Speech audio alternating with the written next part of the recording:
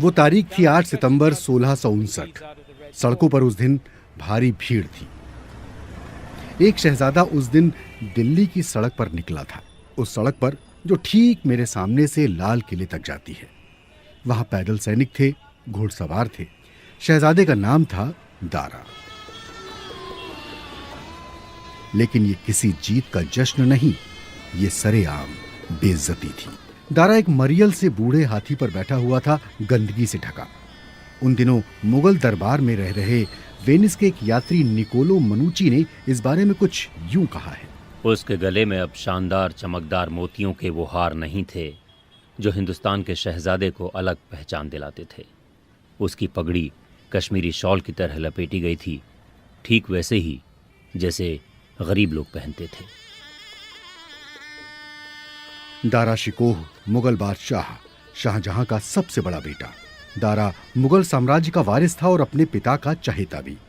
शाहजहां ने अपने बेटों को दूर दराज की रियासतों पर राज करने के लिए भेजा था, लेकिन उसने दारा को सालाना 2 करोड़ रुपए की मुजराई देकर अपने पास रखना मुनासिब समझा। इस वजह से दरबार में कुछ लोग दारा को दारा बाबा भी बुलाते थे। तो किस्मत ने ऐसी क्या करवट ली कि शहजादा दिल्ली की सड़कों पर यूं बदहाल हो गया। दारा की कहानी उसके जिज्ञासु मन की कहानी है, जो उसकी ताकत भी थी और उसके पतन की वजह भी बनी। शाही दरबार से मिलने वाली पूरी रकम को दारा धार्मिक विचारों की अपनी धुन, धर्म और दर्शन से जुड़े ग्रंथों के अनुवाद और मुगल शैली की कलाकृतियां बनवाने में खर्च कर देता था। दारा की इसी धुन ने उसे अपने समय का सबसे ज्यादा ठगा गया शख्स बना दिया। दारा की रुचि कई धर्मों और संस्कृतियों में थी। वो सूफियों, योगियों और अलग अलग धर्मों के धर्म गुरुओं से घिरा रहता था। 1656 की शुरुआत में उसने उपनिषदों का अनुवाद शुरू करवाया। उपनिषदों को वेदांत भी कहा जाता है और इन्हें वैदिक हिंदू धर्म का स्रोत समझा जाता है। न्यूयॉर्क विश्वविद्यालय में दर्शन के प्रोफेसर जनार्दन गेनेरी कहते हैं, उस वक्त मुगल साम्राज्य के वारिस के अलावा ये काम कोई नहीं कर सकता था। किसी के पास इस तरह के संसाधन नहीं थे। उसने संस्कृत सीखने की कोशिश की। लेकिन एक और कहानी भी है जो दारा की कहानी के साथ साथ चलती है। दारा के धार्मिक कट्टरपंथी भाई औरंगजेब की। दोनों की इस होड़ के नतीजे ने शायद भारत के इतिहास की धारा का रुख ही मोड़ दिया। बरकले में इतिहास के प्रोफेसर मुनिस फारूकी कहते हैं, The relationship between the two men was poisonous. दोनों के संबंधों में जहर घुला हुआ था। बहुत कम उम्र से ये संबंध जहरीले इसलिए थे क्योंकि दोनों भाई एक दूसरे को प्रतियोगी और संभावित हत्यारे के तौर पर देखने लगे। शाही तख्त पर कब्जे की होड़ में शामिल हो गया सुंदरता का उपासक और सपने देखने वाला दारा और उसका कट्टरपंथी सैनिक भाई औरंगजेब। एक समकालीन विश्लेषक ने साधारण सा विरोधाभास देखा। जब दारा संस्कृति को बढ़ावा दे रहा था, औरंगजेब अपनी तलवार की धार तेज कर रहा था। यूं होता तो क्या होता, कुछ ऐसी ही कहानी है इन दोनों भाइयों की भी। क्या होता अगर उस दिन दिल्ली की सड़कों पर जिसकी बेइज्जती हुई वो दारा की जगह औरंगजेब होता और दारा बादशाह बन गया होता? तो क्या वो मुगल साम्राज्य को उस तरह बिखरने से बचा सकता था जैसा औरंगजेब के राज में हुआ? कुछ लोग जरा आगे की सोचते हैं। दारा भारत में बौद्धिक पुनर्जागरण को प्रेरित कर सकता था। तब शायद भारत पश्चिम के बराबर खड़ा होता और 150 सालों की गुलामी से बच जाता। शायद धर्म के आधार पर 1947 में बंटवारा भी न हुआ होता। दारा किसी जासूस की तरह धर्मों के बीच भाईचारे की तलाश करता रहा।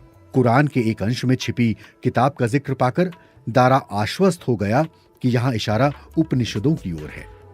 दारा ने अस्तित्व की एकता के सिद्धांत को मानना शुरू किया, जिसके मुताबिक सारे धर्म ईश्वर की तलाश में किसी एकेश्वरवादी सत्य में मिलते हैं, ठीक वैसे ही जैसे नदियां सागर में मिलती हैं।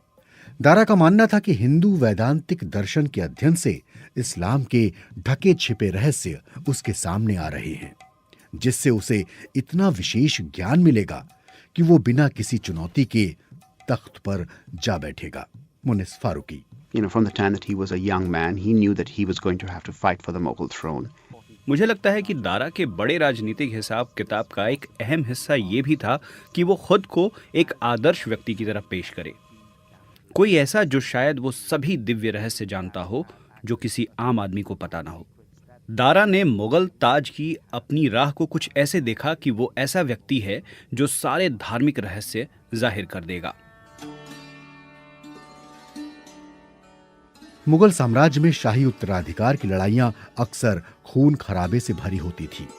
शहंशाह का हर बेटा ताज पर दावा ठोक सकता था, लेकिन दारा ने उन दरबारियों को ही दूर कर दिया था जिनके समर्थन की जरूरत उसे पिता की मौत होने पर पड़ती। दारा के समर्थक निकोलो मनुची लिखते हैं, दारा अति आत्मविश्वास से भरा हुआ था। वो खुद को हर काम में सक्षम मानता था और उसे लगता था कि उसे सलाहकारों की जरूरत नहीं है। जो सलाह देते वो उनसे नफरत करता, इसलिए उसके प्रिय मित्र उसे सबसे जरूरी चीजें भी नहीं बताते। उसे लगता कि सब उसे प्यार करते हैं और किस्मत आखिर उसी का साथ देगी। जनार्दन गैनरी कहते हैं, Maybe he was a dreamer, maybe to some extent, as all philosophers, he spent his time शायद वो सपने देखता था। दूसरे दार्शनिकों की तरह वो विचारों के बारे में सोचता था, ना कि प्रशासन के बारे में। शायद धार्मिक एकता के बारे में कम और प्रशासन के बारे में दारा ज्यादा सोचता तो अच्छा रहता।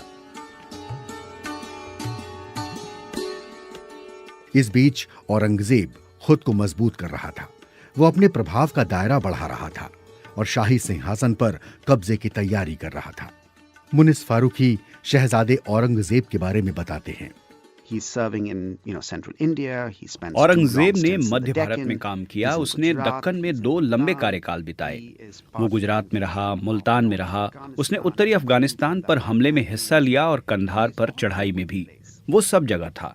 इन सालों में उसने अपने व्यक्तित्व को एक योद्धा, एक प्रशासक के तौर पर ढाला।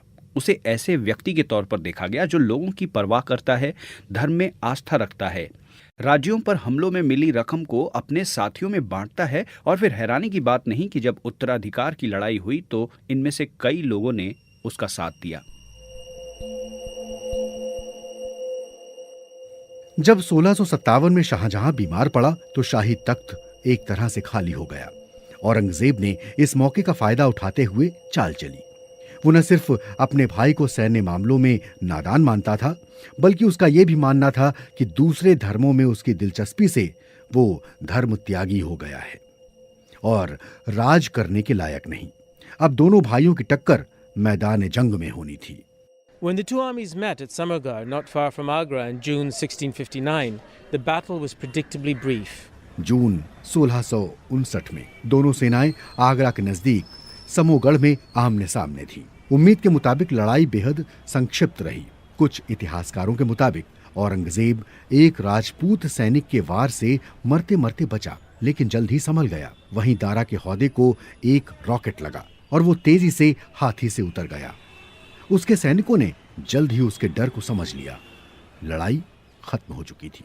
सिर्फ 3 घंटे की लड़ाई में दारा के 10,000 सैनिक मारे गए। जो बचे उन्होंने दारा का साथ छोड़ दिया। दारा भगोड़ा बन चुका था। उसके रेशमी कपड़ों की जगह बेकार कुर्ते और सस्ते जूतों ने ले ली थी। आखिर में उसे एक अफगान सरदार मलिक जीवन ने धोखा दे दिया। मलिक जीवन ने उसे बचाने का वादा किया और फिर औरंगजेब को सौंप दिया। इसके बाद फतेहाल दारा का एक छोटे से साधारण से हाथी पर जुलूस निकला। बेहद उदास नजारा था। जिसने भी उसे देखा उसे तरस आ गया, क्योंकि इतने कम समय में इतना ताकतवर, इतना अमीर, इतना मशहूर शहजादा इतनी बुरी हालत में पहुंच चुका था।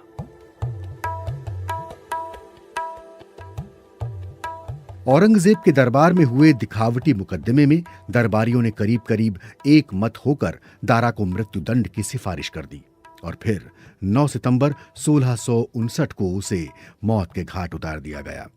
उसका सिर काटकर औरंगजेब को पेश किया गया। उसके शरीर को हुमायूं के मकबरे के इसी मैदान में कहीं दफन कर दिया गया। But maybe we can come closer to him by leaving behind the tomb and its rose garden and the picnickers. लेकिन शायद हम इस मकबरे को और इसके गुलाबों के बाग को पीछे छोड़कर दारा की लाइब्रेरी के खंडहर की ओर जाकर दारा के ज्यादा करीब जा सकते हैं। ये जगह एक सरकारी यूनिवर्सिटी के परिसर में दुकानों की एक कतार के पीछे किसी राज की तरह है। बीती सदियों में यहाँ एक पंजाबी रईस, एक ब्रितानी साहब का घर रहा है और एक सरकारी स्कूल भी। ब्रितानी अंदाज की इमारत जिसमें रोमन शैली के खंबे लगे हैं और कंगूरे जो जयपुर बालू पत्थर के हैं अब चूने की परतों से ढकी हुई है। यही बचा है उस लाइब्रेरी का जो दारा के पिता ने अपने पुस्तक प्रेमी बेटे के लिए बनवाई थी। ये दुर्लभ पांडुलिपियां और इस लाइब्रेरी में जो काम मौजूद है वो दारा की धुन का अनूठा विषय है। लेकिन ये रास्ता मुगल सिंहासन तक नहीं जाता था। मुगलों के मानदंडों के मुताबिक दारा एक नाकाम शख्स था। उसे बदनसीब भी कहा गया, उन शहजादों में से एक जो उत्तराधिकार की लड़ाई में आगे नहीं बढ़ सके। तो भारत का वैकल्पिक इतिहास क्या होता अगर दारा सिंहासन पर बैठता और एक उदारवादी दार्शनिक बादशाह बनता? एक लुभावना सपना, लेकिन एक तरह का भ्रम भी। दारा की दिलचस्पी संस्कृतियों के साथ रहने और पनपने में नहीं थी। उसे तो भरोसा था कि वो इस्लाम का सत्य ढूंढ रहा है, और अगर वो बादशाह बनता तो शायद राजनीतिक दक्षता का अनुभव न होने के चलते उसके शासन में मुगल साम्राज्य का पतन कहीं जल्द हो गया होता। कयास एक तरफ, दारा की विरासत ज्यादा असली है। दारा ने उपनिषदों और दूसरे संस्कृत ग्रंथों के जो अनुवाद कराए उनसे यूरोप के विद्वानों की नजर उन पर पड़ी। दारा की मौत के बाद उसका काम न सिर्फ इस्लाम और हिंदू धर्म के बीच एक महत्वपूर्ण कड़ी बन गया, बल्कि भारत और पश्चिम के भी बीच। एक और सवाल, क्या होता अगर उसने ये अनुवाद नहीं कराए होते? वो शायद ज्यादा कामयाब शहजादा होता, बादशाह भी बन जाता, लेकिन हमारी सोच आज ज्यादा सीमित